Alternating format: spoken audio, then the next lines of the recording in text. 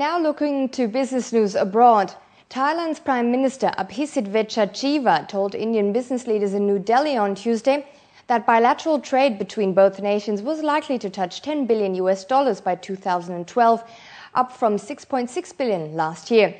The Thai leader, who was on a one-day visit to India to boost bilateral ties, said that last year alone, investment applications from India received at the Thailand's Board of Investment were valued at $60 million.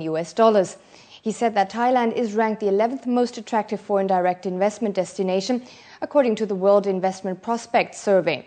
The Prime Minister added that Thailand is also number 5 in the World Bank's 2011 Doing Business report ranking. Valued at $60 million. This is a first two-way investment between Thailand and India is high on our agenda. There are many large and small Indian ventures investing in Thailand, and of course, we'd like to welcome more. To maintain competitiveness, we are considering a significant reduction in the corporate income tax, which will increase its attractiveness as an investment destination. We have identified many target sectors for Indian investors in Thailand, including pharmaceuticals, auto parts, chemicals, software, and ICT. India's Federal Commerce and Industry Minister Anand Sharma expressed optimism over growing trade and investment between both nations and said there was room for even greater cooperation. So, Prime Minister, I would urge you to encourage your business leaders to look at what we can do together.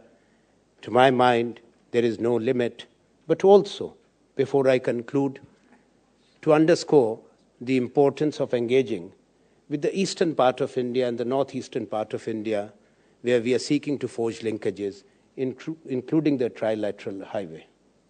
Australia is facing growing criticism over its move to block a takeover bid of its national stock exchange operator, the ASX, by the Singapore Exchange. Critics fear the Australian exchange could be left behind in global stock exchange consolidation. Plus, future foreign investment in the country could be affected.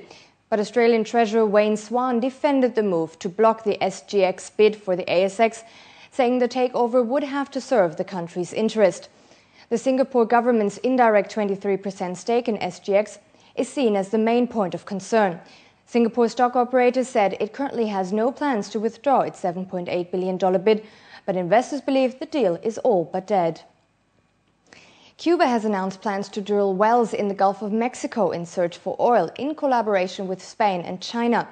The island nation is working with a consortium led by Spanish oil company Repsol.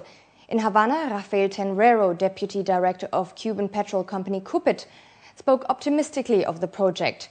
Manuel Marrero, an oil expert from the country's Ministry of Basic Industry, revealed they have at least 5 exploration wells that are going to be drilled in deep and ultra-deep waters. The Cuban government is pinning a lot of hope on the project as it looks for ways to reduce oil exploration costs and increase revenues. That's it for international business. Before we head back to news, let's take a quick look at the Asian equity, commodity and the currency markets. And after that, Mona Nasser is back with the news.